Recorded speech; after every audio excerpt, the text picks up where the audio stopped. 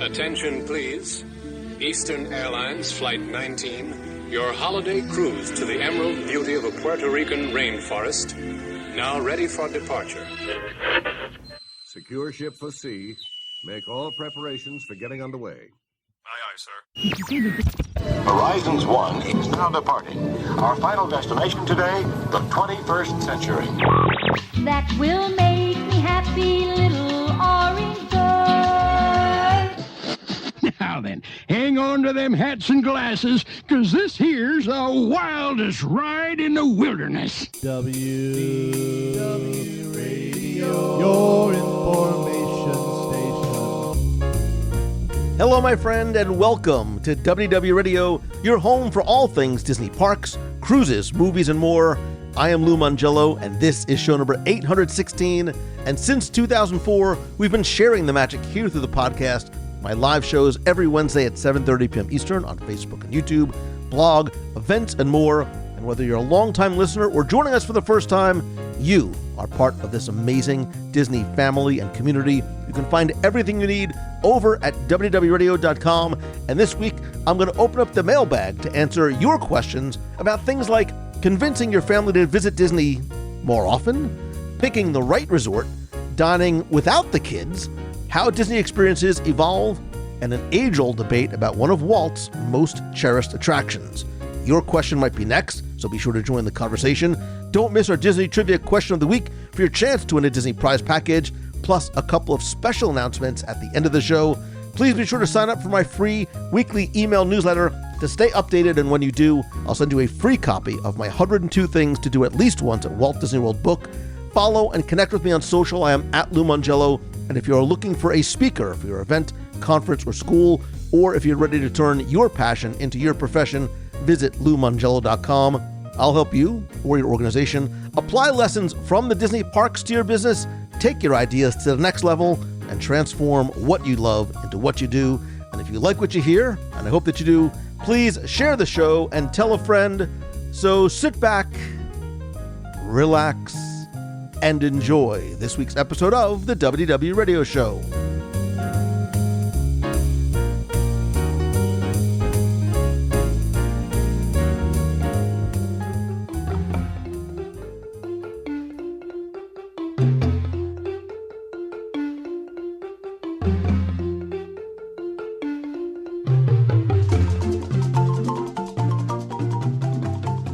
Welcome to the WDW Radio virtual table or couch or car or wherever you are comfortable, because this show is all about you, whether you are walking right down the middle of Main Street, USA, on your way to Cabanas, or just dreaming of being there. I'm here to bring you a little bit of the magic of Disney, Marvel, Star Wars, and whatever you have questions about, right to you, because today I'm going to open up the inbox and answer your listener email questions. And joining me today is not just a longtime sponsor, but my partner in fun, my travel co-pilot and close friend. She's the Tinkerbell to my Peter Pan. I am a boy who never wants to, nor never will, grow up. She's a little feisty, but full of little pixie dust and magic. She's the Pumbaa to my Timon. We're all about no worries, bad jokes, great snacks. She's the Dory to my Marlin. Wait, what? She keeps me going, even if she forgets where we started. She's the Louis to my Scott Lang.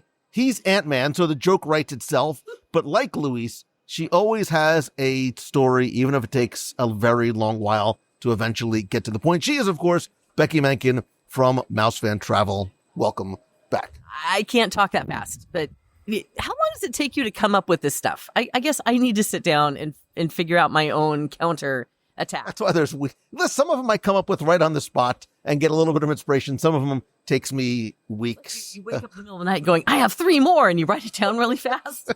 And then you I keep a little notepad next to my bed just in case. But so we are together again doing a little bit or a lot of research for some upcoming special events and plans that we have, adding to the whiteboard one experience at a time. And we want to help you, as Mouse Fan Travel has always wanted to do, by answering the questions, maybe sharing a few stories, having a couple laughs, and making your next Disney trip and adventure even more magical. So I am going to metaphorically plunge my hand into the large and overflowing and oh so deep mailbag. Mailbag? It's a storage unit at this point. It's like the largest storage unit you can find at a U Store It in Orlando. Right. And like that, I literally am not even going to like turn on the lights. I'm just going to stick my hand in. I'm going to grab whatever comes out and see. We're going to try and be quick, but no, really quick but thorough. I need to say it a lot because it makes me feel, because it really is my plan. Quick but thorough. But we never know what we're going to get or how long it might take to address. It's a box of chocolates of podcasts right here. It's the whatever you're going to get when you're going to bite into this little nugget. All right. So again, I'm just reaching in like I'm like spinning the wheel and it just lands on Wayne Denny. And I'm answering this one because it says, "Hey Lou and Becky," with a question mark. And Becky? I was going to say, you didn't do that right, but okay. Sorry. I've been to Disney World 3 times in my life, and my first time, I was 38 years old, was the most amazing vacation I've ever been on because of my wife's continuous planning while I poked fun at her for the 9 months of setting up fast passes, Oh How I Miss You, and dining, thinking it was just another amusement park. And wow, was I wrong. And now the only place myself and two, oh God, this is the longest run-on sentence ever. And two of us want to go is Disney World. I love you, Wayne Denny.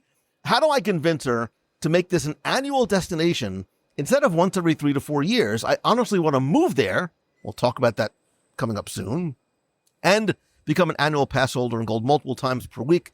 But I'll start with once a year just because it's going to take a lot of convincing. Also, on a side note, on our 3rd trip down, we did a land and sea trip, which was my first ever cruise, not just Disney cruise, but first ever cruise. We did 2 park days, 4 cruise days. I feel like I got gypped on both ends. The world was not long enough and the sea wasn't long enough, so we won't be doing that again. Help me, Lou and Becky. You're my only hope. I love you guys, and thank you all for the Disney knowledge I now have. So, Becky, if I'm reading this, what the question he's really getting to is how does he convince his wife, who sounds like she's also a Disney fan, to make going to Disney World an annual destination instead of going every 3 to 4 years, which is just lunacy. Well, the great thing about Disney World in particular is if you start at the resorts themselves, every single resort has a different experience. So while it's all in Orlando or at Disney World, you can go to a different resort and have a different experience, right? There's different things to do at the resorts. If you stay at Animal Kingdom, you can have an entire African adventure just being at the resort there, as opposed to staying at, say, Contemporary, which you're going to be right there at Magic Kingdom. So part of it is coming up with the fact that you're not going to have the exact same experience every single time. So if you're trying to come up with bullets to convince her to, on the surface, go to the same park every single time, that's the spin you need to do. Is that it's a different vacation every time you go, as long as you change it up. And you can do that at resorts, in your dining, at the tours that you do, the things that you choose to do. You can make it a different experience every time. So first things first, Wayne, let me help you out. What you should be doing is saying, honey, like, kudos to you for your stellar planning skills, because I know how much work and care and time goes into those 9 months of making spreadsheets. A little bit of buttering up, Wayne, is going to go a long, long ways.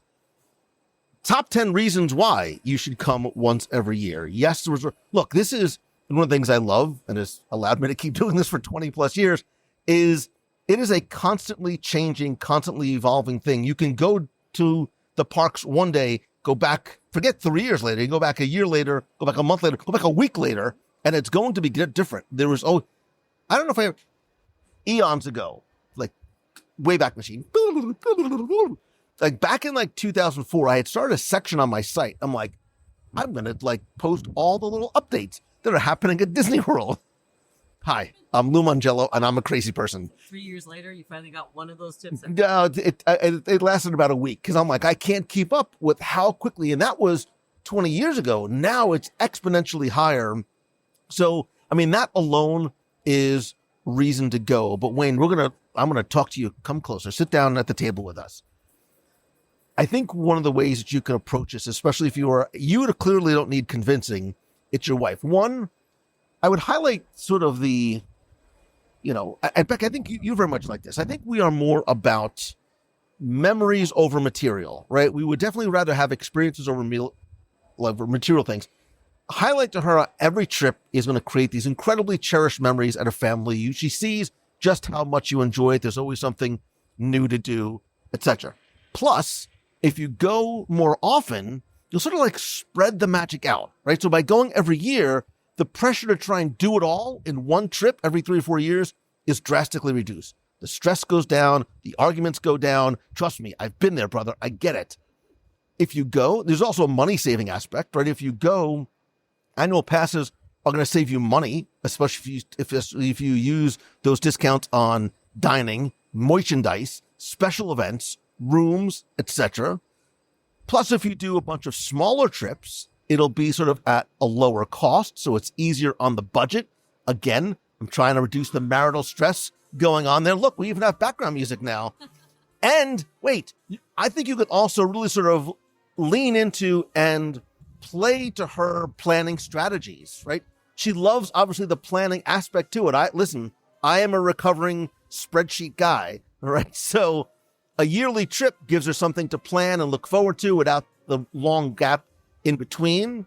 What? Why are you waving? Why are you giving? What are those gestures? Because you're assuming that she enjoys that piece of the planning. Because some people do it because they are, well, you and me, we're type A personalities and we want to make sure everything is detailed. Becky, she spent 9 months setting up fast passes. So she clearly loves this, or she's a glutton for punishment. Or if she doesn't love it, but she was doing it right, then she could use a travel professional. Saw that one coming 6 miles away. Exactly.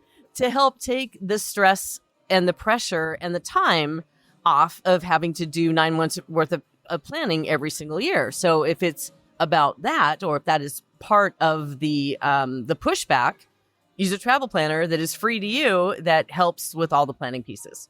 I mean, she can still do her spreadsheets if she likes doing them anyway. And the other way I would sort of think about this too is you could also kind of get creative with the frequencies. Use milestones, use special occasions to help justify the trips. Birthdays, anniversaries, holidays, recovering from a sad football season. I'm not speaking from personal experience. And even just one of those like, honey, let's just go away, just the two of us.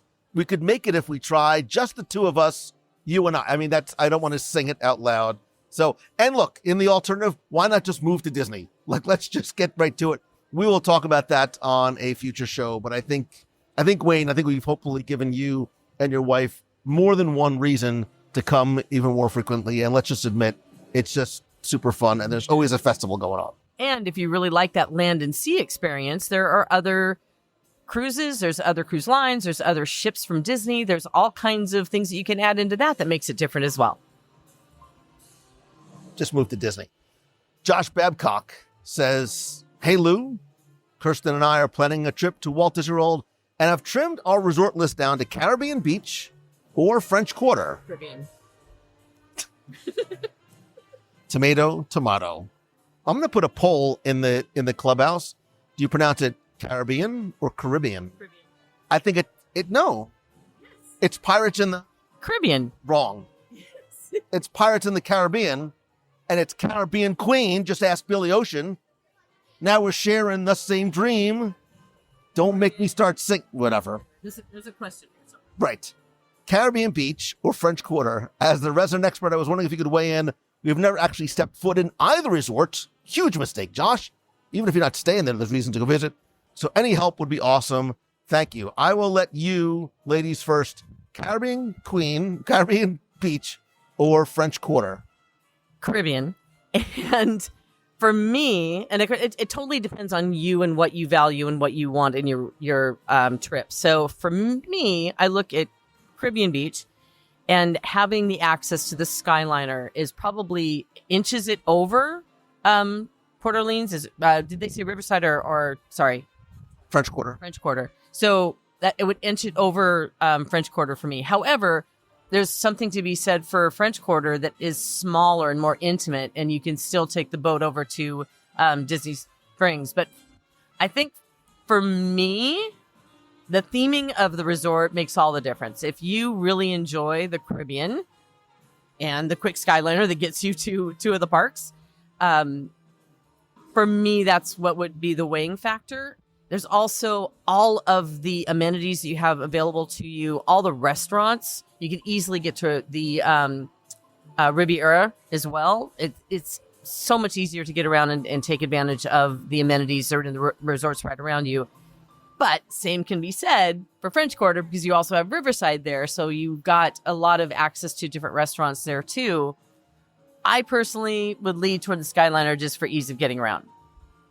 All right, so let's sort of just break these down one by one. Caribbean Beach, obviously, vibrant colors, laid-back atmosphere. You have a lot of different dining options. Like you said, the Centertown Market offers island-inspired meals. It's a quick service. And there's also Sebastian's Bistro, which is table service. Excellent food. I have not done a live dining review there yet, but I promise it's coming. There's also the Banana Cabana Pool Bar, which has like great drinks and snacks. There's an awesome pool there. The Fuentes del Moro pool is great. There's a pirate-themed splash area. Again, you mentioned that the Skyliner access. One thing about Caribbean Beach is that it's very large. It is broken up into a number of different villages. And while that walk is very scenic, walking from some rooms to the main central hub and the Skyliner can take some time. So if that's depending on what you want, if convenient, make sure you ask your Mouse Fan travel advisor, hey, I want to be close to the Centertown Market area. I think couples, families who want that theme and the convenience of the Skyliner, I think Caribbean Beach is a great option. Now, Port Williams French Quarter, the first word that comes to mind is it's quaint and it's charming, and I love the cobblestone streets and the ironwork, very reminiscent of historic New Orleans, which is my favorite city in the United States. I think the rooms they're cozy, they're compact, they really do have that sort of sense of Southern charm. I like the fact that it's the smallest resort on property. For me, You just like the beignets, but No, it's not even the beignet. Listen, there's a lot of reasons why I like it, but it's not just the Sassagoula Floatworks and Food Factory. It's not just Scat Cat's Lounge, which is a super chill, awesome place to go at the end of the night. They have a great bar menu there. Yes, you can get beignets next door, but I love the cool little jazz trio there. The Doubloon Lagoon pool is nice. It's quiet, but it's still fun for families. Skyliner versus boat, right? So you have the Skyliner at Caribbean Beach. You have the boat service at Port Orleans, both French Quarter and Riverside, which is an easy walk right next door that can take you to not just other resorts, but to Disney Springs, which is super convenient, especially if Disney Springs is sort of your after park or nighttime kind of thing to do. I like the fact that you can enjoy the amenities not just at this resort, but at Riverside next door. And I like the fact, too, that it is calmer. I think it's more quiet. So if Skyliner access and maybe more dining options is important to you, and that vibe is more yours, I'd go to Caribbean Beach. If you value the smaller, quiet, more walkable resort, I even love the fact that none of the buildings there are more than 2-3 stories in French Quarter. And you want that easy boat access, and you sort of like the charm of New Orleans. So if I were you, like Wayne, I would talk to Kirsten, ask her about what her priorities for the trip would be, whether it's transportation, dining, resort size, etc. What are her preferences? And a little more quiet. That's the other thing. It's all to personal preference. If you're looking for something that's a little bit more vibrant and active for your vacation, or if you're looking for something that's got a little bit of take a deep breath and relax. That'll help to decide which one you should be going to. John Martignano says, the subject line says, should we update the Carousel of Progress or leave it as Walt intended? You decide if you're in or are you out? John, I dig this. He says, Lou, love the new show segment. Wanted to provide some feedback on the following question. Should we update the Carousel of Progress? Go with me. Maybe this has come up before, but instead of changing the last show scene, they should replace the first show scene, the oldest, to something more current or near future. They could then rotate the stages so the current second scene is now the first show scene, and the newer scene is now the last scene. I see what you're throwing down here, John. They could do this every now and then. just replacing the oldest scene.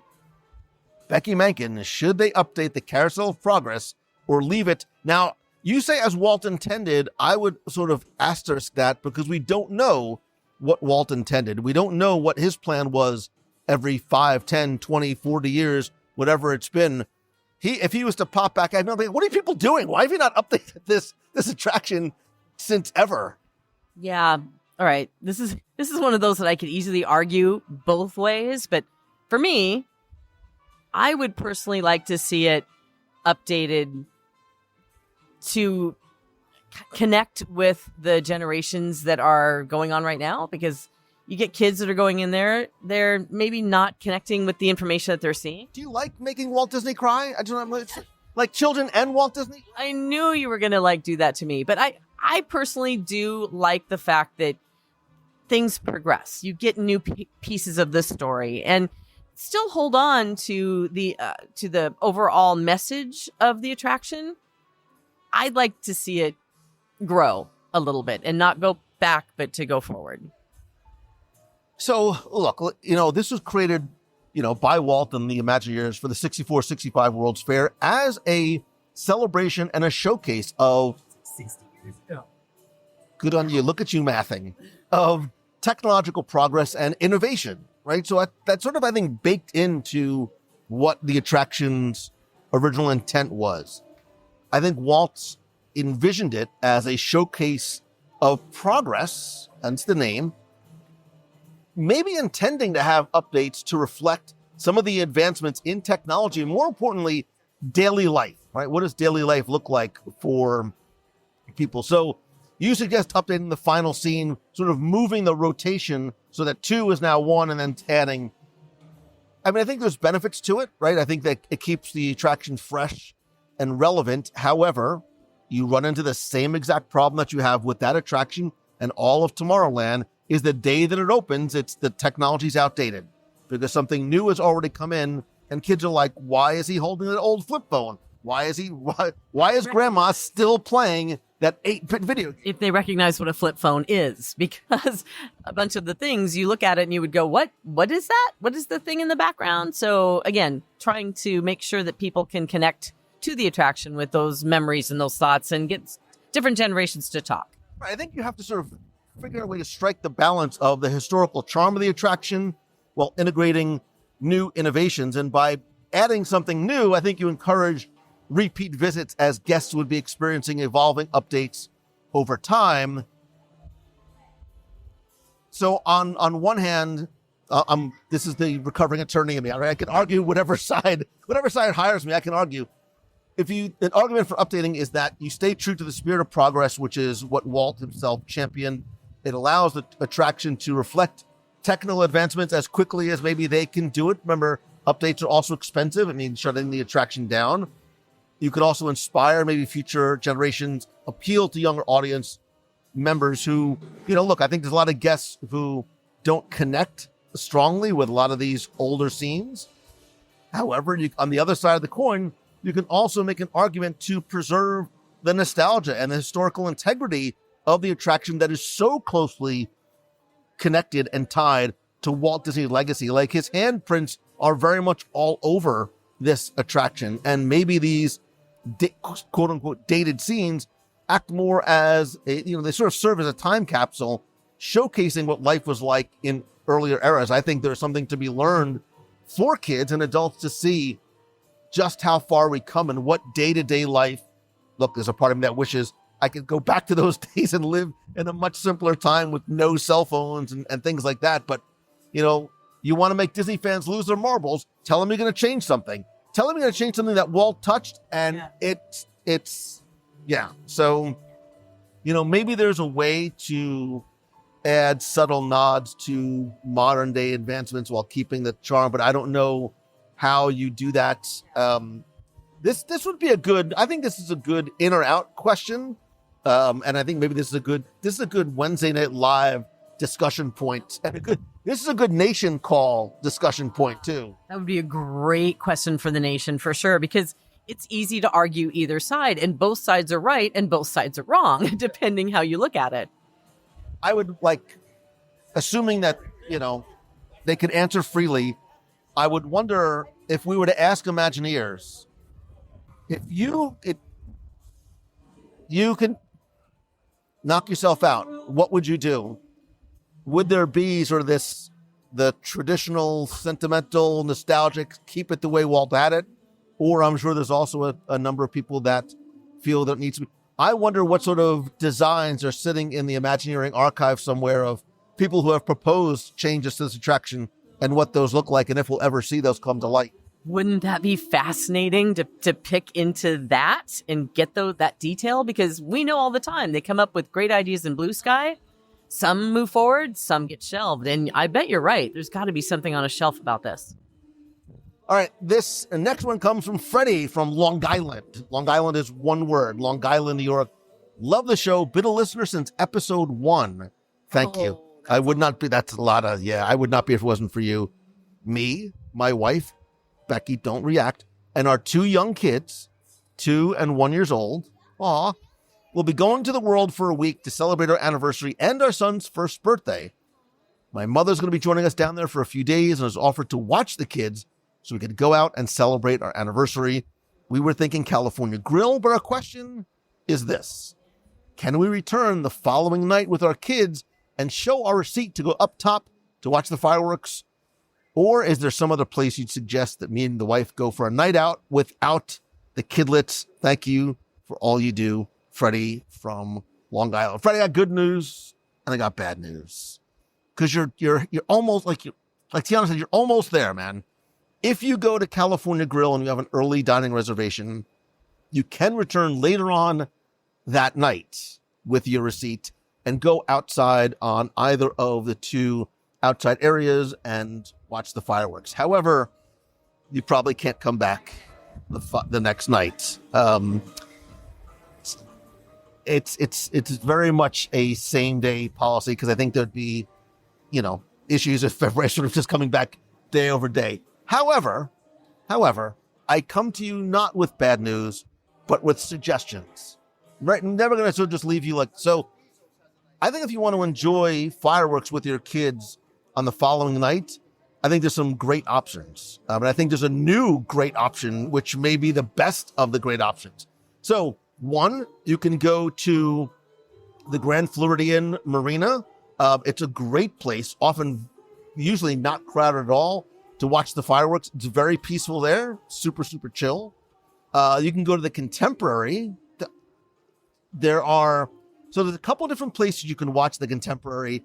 I went live from this spot, which I think was sort of like I'm obviously not the only person who knew about it, but I was like, do I go out here and tell people that this spot exists?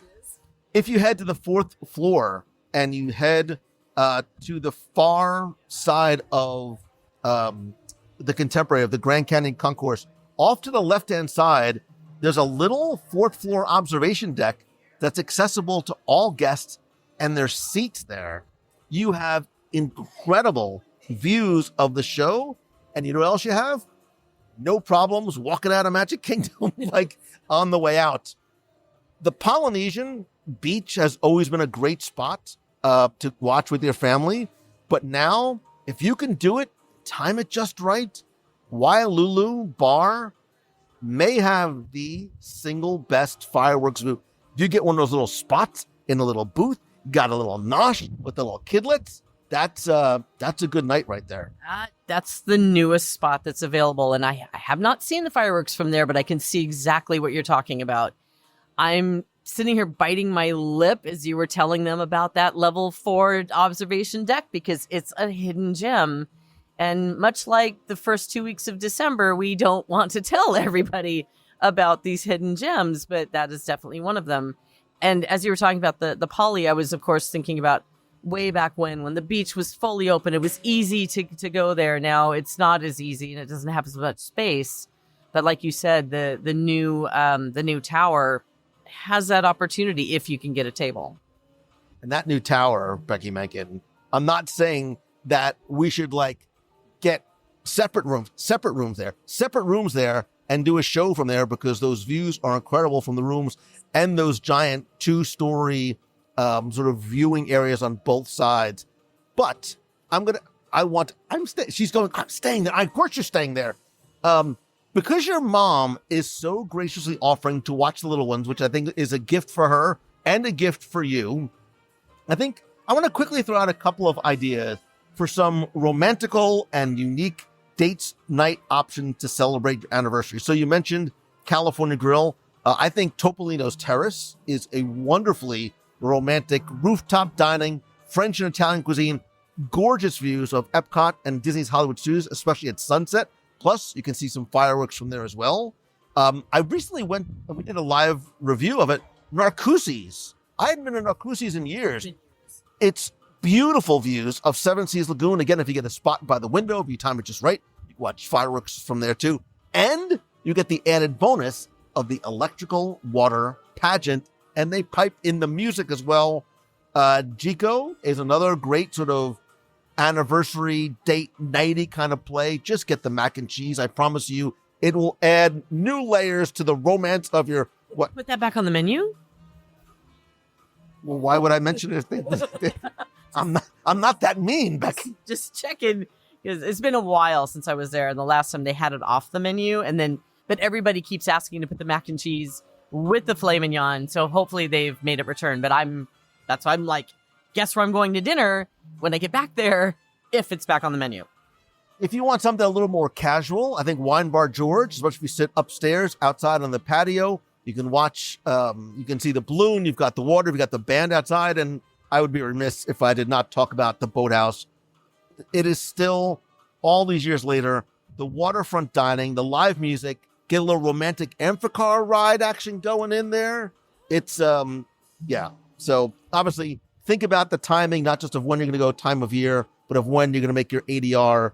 If you want to sort of go, are you looking for sunset time? Are you looking for fireworks? And make every moment magic. And those ADRs that get you at some of those locations where it's going to be just ending right at the fireworks, they go fast. So make sure you make that res as soon as that window opens. All right. Let's see. Let me quickly go. Okay. Oh, no, wait. This is I think Becky, this is a good one. I have a feeling this may be our final question, because I think it's not going to be a quick one. Are we going to argue? We never argue. Never, ever. Doreen Wallen says, I've been thinking about how our Walt Disney World trips have evolved. In the beginning, with small kids, we ran from ride to ride and spent much more time in the parks. 30 years later, we're retired, congratulations, and often go as a couple and spend more time reading and relaxing at the resorts. Are we unique? Does everyone's experience evolve from, quote, all the park things to more, open quote, relax inside the Walt Disney World bubble? I think this is really interesting, Becky, because I think there is, for those of us who have gone over a number of years, whether it's because you went with your parents, much as I did, or then you went with friends or spouses, and then you go with kids, there's sort of this sort of generational transition that happens. But even if you've been a solo traveler and you've sort of just gone year over year, talk to me about how are they unique in that their experience evolves from just trying to do all the things as often as you can to just a little bit more laid back and relaxed?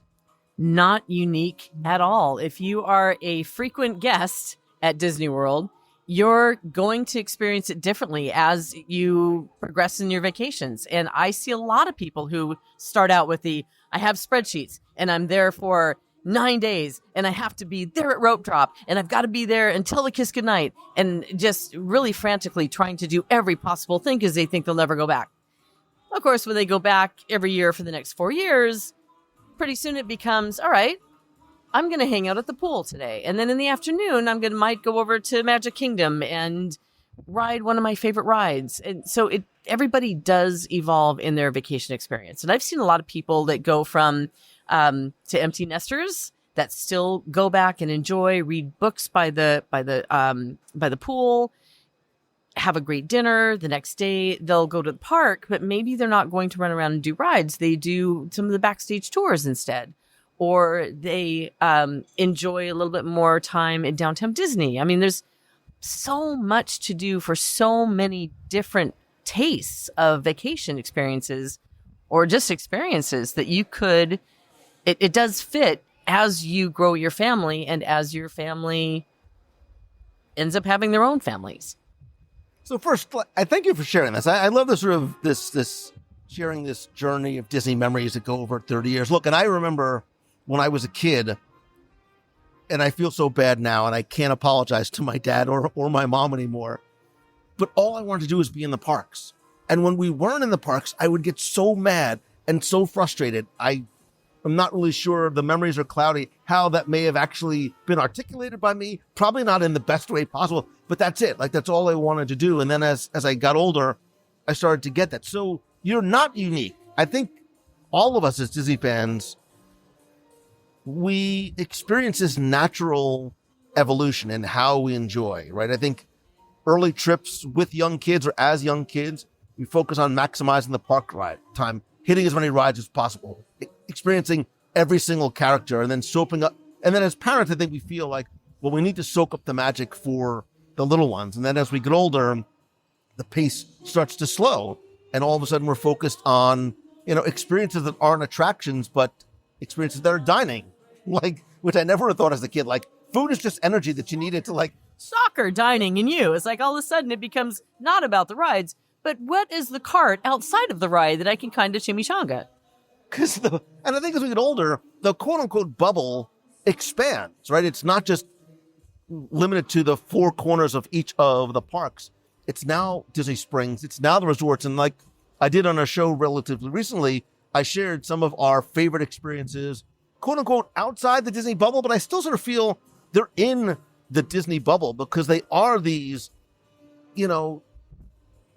dining and recreational and resort and relaxing experiences. So I think you go through that all the parks phase and then that balance phase. You start to get this increased appreciation for things like sit-down meals. And hey, let's choose our resort because of the amenities that are there. The resort pools are there.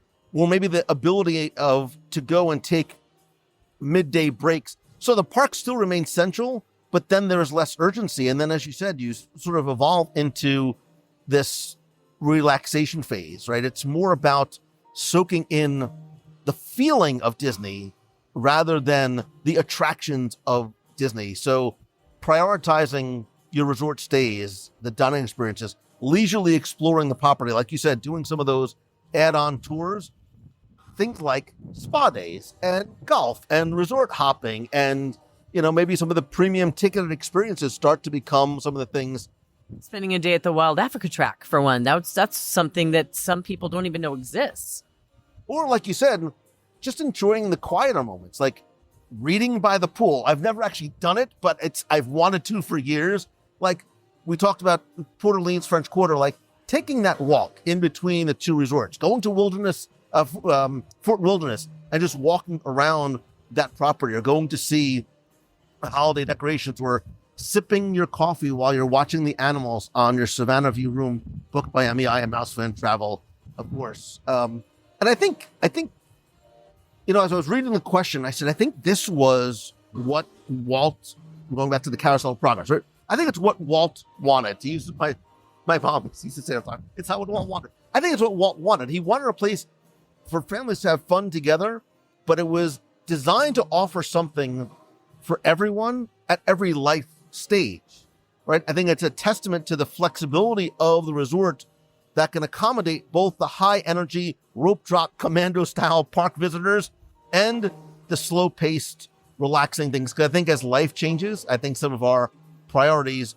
do as well. And as when you have young families, you're drawn to the magic and the of the parks, but then maybe couples and retirees, you start to appreciate, I think, more some of the subtleties and the immersive storytelling and the experiences. And I think that's sort of the encompassing magic of this, Disney bubble effect. Yeah, because it sticks with you. I mean, so many of us have started as kids going to Disney in some way, shape, or form. And as you said, the emotion sticks with you. So it's not just going and riding an attraction, but it's the feeling of Disney. And I think that's what brings so many of us back over and over again and want to be part of that, because the feeling is addictive in a way. And I love the fact that you can go to different places, not just Walt Disney World, but Disneyland, or venture over into Disneyland Paris, but still have that exact same feeling no matter where you are on the planet. And her question was, does everyone experience this? And I'm sure somebody's listening going, no, Lou, I am still a park.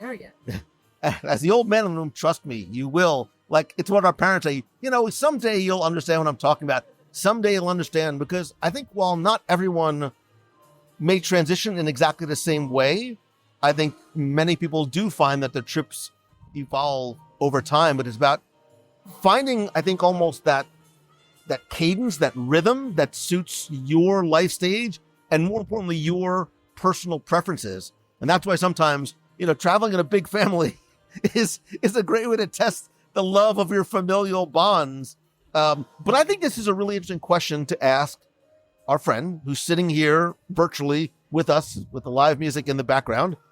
How have your Disney trips changed over time? Do you still focus on the parks? Have you discovered a new way to enjoy the quote-unquote Disney bubble? And where does your Disney bubble sort of begin and end, right? I think as a local, my Disney bubble, I define it differently than when I first came here as a guest. See, and that was one thing I was going to ask you, is it had to have changed when you moved to Disney, because when you were there before, you would visit, you would go to the parks, you would do all the things, but as a local, you don't visit the parks as much as people would think. I get this question all the time, and especially like when I go and I just had this. I spoke at a corporate event, and the first question I got was, "So do you go to Disney World every single day?" And I said, "No." I said, "I'll bet you 95% of my job takes place at my desk." And she looked at me like, "But you're like the Disney guy. You're not there every day." I'm like, "No, like I would." And I love the fact that I'm not there every day. And I didn't take my kid, like my kids, when they come home from school, I'm an empty nester. I don't want to bring them talk about it because I'll start to cry. When they come home and we go, it's still special. And it's still special for me because I don't go every day. But when I do go to the parks, whether I'm going alone to do research or for an event or we're doing something as a group, I do find that the way I experience and what I enjoy about the parks is different. I can go to the park and I don't have to ride anything anymore, right? And look, that's a blessing. It's a gift that I understand. The proximity in which I live is very difficult for somebody who lives on the opposite side of the world and can only get there one every few years. But what I'm trying to say is I think just over time, our experiences have changed and evolved. And I think our individual evolution reflects the beauty and I still consider the place magic. I do. I know it's stupid, but it still feels that way to me. And I think that magic adapts to meet you wherever you are in life. So whether it's running through the parks or reading by the pool or eating maybe at the boathouse, like you're still creating your magical memories in the way that it meets you. Yeah, I can't think of a better way to say that. And you're so correct. How we change, how we evolve. I don't live there, but I do frequent there for business. You basically live there. You're there more than you are home. Wow. No. Well, maybe more than I'm home anymore, but okay, got it. However, it's different for me because when I walk into the parks now, I don't feel that need to run to make sure that I'm the first in line at Peter Pan. However, I do know that sometime in my day that I'm there, I'm going to go on the People Mover and enjoy a nice leisurely stroll around the park because I get to take it all in a slow way that allows me to really soak in and love the atmosphere. Right. It's about the place. It's not about the attraction. But yeah, I want to hear from you. How have your Disney trips changed over time? Do you focus on the parks? Have you found new ways that you enjoy and look forward to going? There's a couple of ways that you can let me know. I'll post this question over in the Clubhouse on Facebook at WDW Radio.com/Clubhouse. Better yet, I would love to hear it. I would love to hear your answer. You can call the voicemail. I'll play it on the air at 407-900-WDW1. That's 407-900-9391. And when you're ready to make your next magical memory or dining reservation or golf resort, whatever it might be, reservation, please go. I mean, don't go and visit Becky at her house because she won't be there, but go and visit mousefantravel.com. We would certainly appreciate that because we love making magic. We love helping you experience the exact vacation that you're looking forward to. We don't charge any fees. We are free. Would love to help you find that magical vacation that's perfect for your family. And she, like, I think sometimes, Becky, people hear like, oh, they say that they're free, but once they get me on the phone, it's going to cost me. Like, no, you get a commission from Disney. So all the services that you provide. And I know some people like, you know what? I just prefer to do it myself. I've got my what's-his-face's wife has got 9 months of spreadsheet planning, but you're able to do so much more and still afford people, again, that opportunity to create the vacation they want, take some of the stress out, and do some things that they can't do, like proactively seek out discounts. Yeah, the other thing that a lot of people don't realize, again, the discounts is a big one. If we see that an offer has come out, we automatically, proactively go find it and apply it to your reservation if it applies. So you don't even have to worry about that. And normally you get that phone call of, oh my gosh, we just applied this vacation package to you, this offer, and we've saved you $600. What would you like to do with that? Do you want to move to a different resort? Do you want to use that for the dining plan? The other thing that's really... Do you know how much dining damage I could do with $600? Yes, indeed I do. I've seen it in full color. The other thing that a lot of people don't realize is if you go and you book direct with Disney, you might be really missing out on options and opportunities like Wild Africa Track. They're not going to sit there on the phone and tell you about that. You'd have to do a whole bunch of research to figure out the things that are available to you. We'll take the time to talk with you and figure out what really appeals to you and your family so we can match you to those experiences that are all around the Walt Disney World area or Disneyland or Disney Cruise or an Adventure by Disney. We can help narrow down your options, get you the best value, and add things that are going to add value to your experience. Again, you can check them out. Get any questions you have answered over at mousefantravel.com. Becky, this is always fun, especially when we are on a not-so-secret research mission that we will talk about. It is a mission. It's not just a trip. It's a research mission. Your mission, should you choose to accept it, we will talk more about this coming soon. We have a lot of fun stuff planned coming up. But this is always so much fun. I always appreciate doing those with you. And shocker, I'm actually hungry. If you could snap your fingers and eat anywhere in Disney World right now, where would you go? Wow. That's because I'm not hungry, so that it's like shopping when you're hungry versus not hungry. I want I want a dessert. Where would I get a dessert? What dessert would I get? Give me a second. What are you gonna do? Were you not paying attention to anything we discussed?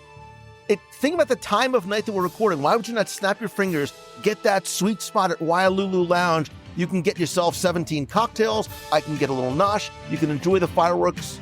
You didn't say cocktails. If you would have said, what cocktail would you like, then yeah, that lounge sounds fantastic. That's my travel. That's my travel.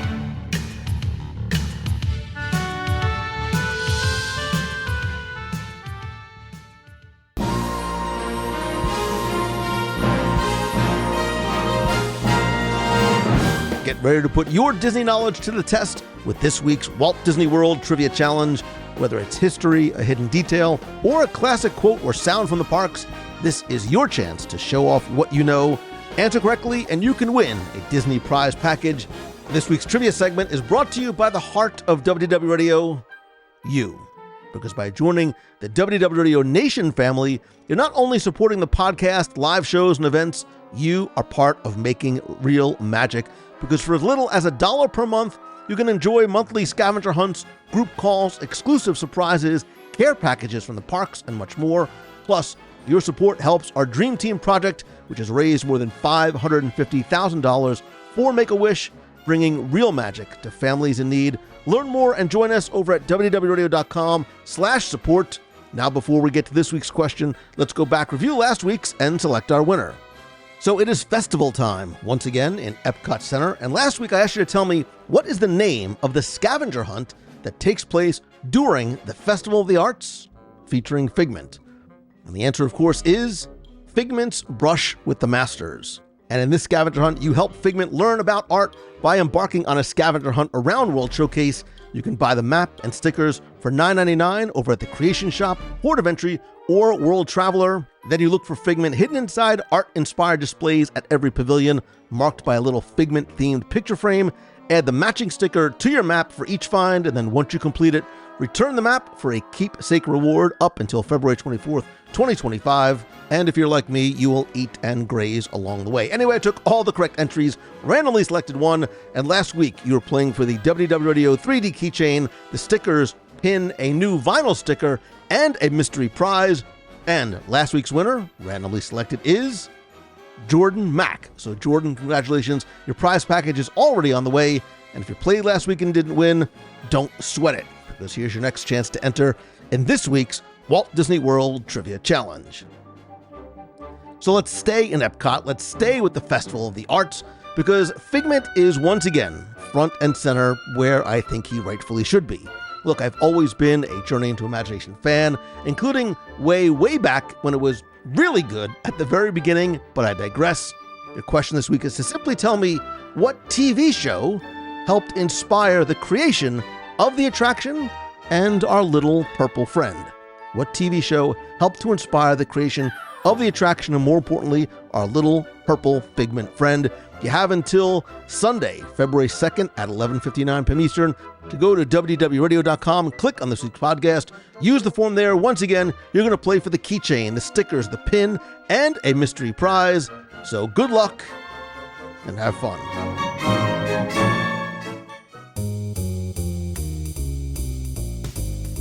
Thank you so much for listening and being part of the WDW Radio community and family. I am so sincerely and incredibly grateful for you, your time, and your support. And always remember, you aren't a fan, but a friend. And here on the show and everything I and we do together, it is all about helping you create magic, whether it is dreaming of or planning your next trip, or if you are a creator or a solopreneur or an entrepreneur or business looking to learn from Disney and Walt's leadership to build your own dream, elevate experiences, and create lasting success, I would love the opportunity to help and work with you. So if you are looking to turn what you love into what you do and gain clarity, build momentum, and turn dreams into reality, I'd love to invite you to join me at my Momentum Weekend Retreat, which is March 14th through the 16th. It is an intimate 8-person immersive retreat with just 2 spots left, and I've extended the super early bird discount. Or if that doesn't work for you, my Momentum Weekend Workshop is October 16th through the 20th in Walt Disney World, where you combine hands-on lessons with real-world strategies in a 50-person, one-room event and workshop to help you start, grow, and monetize your business.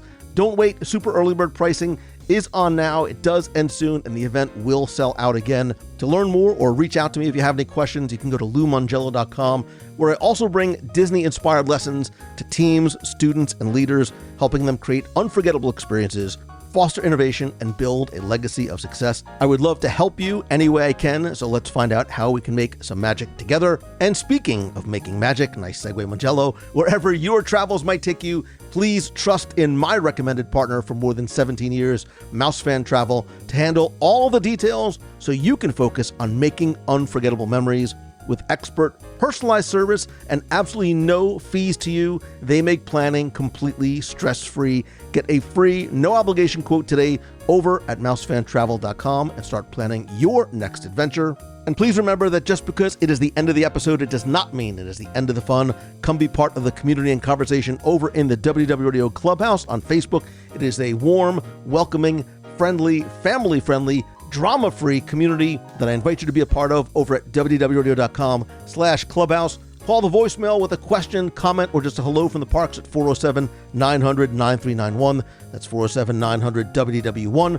Connect with me on social. I am at Lou Mongello on Instagram, Facebook, and LinkedIn. And don't forget to join me this and every Wednesday at 7:30 p.m. Eastern for WDW Radio Live over on Facebook and YouTube. And of course, I still believe that nothing beats a handshake and a hug, so please check out our events page over at wdwradio.com/events for our next meet of the month in Walt Disney World, upcoming group cruises, including our group cruise on the Disney Destiny in February 26th.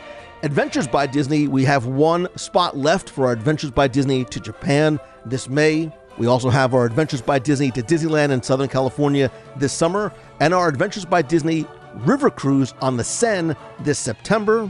Again, you can learn more about any or all these and get a free no-obligation quote from Mouse Fan Travel by going to wdwradio.com/events, and I am super excited to announce 2 more upcoming events. First, I am thrilled to announce that I will once again be hosting a panel at MegaCon in Orlando on Friday, February 7th at 4 p.m. Join me, Becky Mankin, from the aforementioned Mouse Fan Travel, and my son, Nicholas, for an interactive discussion, Marvel at Disney, bringing the comic universe to life in the Disney parks and at sea. We're going to dive into how Marvel's characters and stories are brought to life in the Disney parks and on Disney Cruise Line. For more information and to get tickets, you can search MegaCon Orlando, and I am incredibly excited to finally be able to share how incredibly honored and grateful I am that I'm going to be also hosting a panel at Star Wars Celebration in Japan coming up this April.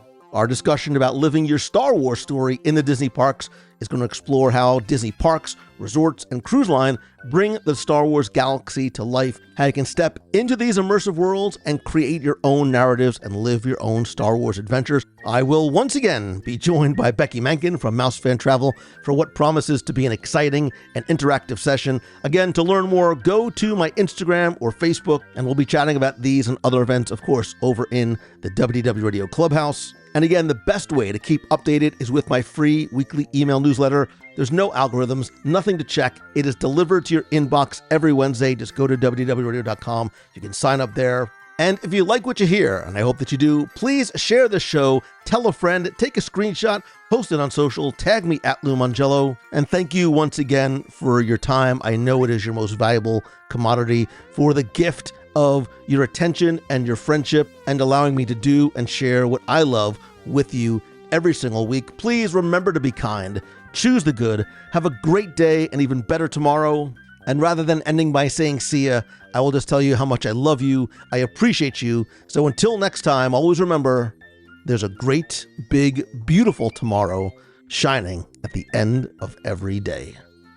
Hey Lou, it's Patrice Roberti from Metro Boston. It's Sunday, it is the 19th of January, and today at the gym I was listening to the YouTube that you did last week when you were, last Wednesday I guess, when you were there in Orlando in advance of the Podcast Hall of Fame. And you asked for honesty. So on that basis, I thought I would give you a call. You said when you were going to be accepting the award that it had nothing to do with you. Your generosity towards the people who listen to you, the community, the family that you built is beautiful and wonderful and excellent, and to your credit. But for you to say it had nothing to do with you, it's both. It's the whole is greater than the sum of its parts. You were the little boy sitting there having your picture taken in 1971. You were the kid who didn't have a lot of friends, but you liked what you liked and you kept pursuing it.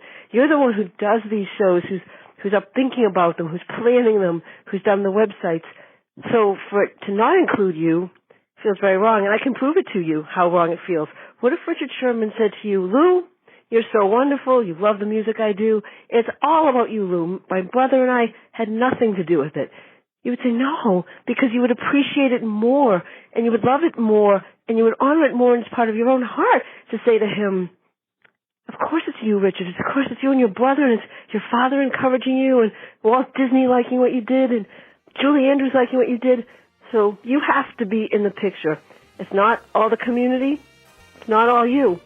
But if you're not in there, it's not the same. Take care. Bye.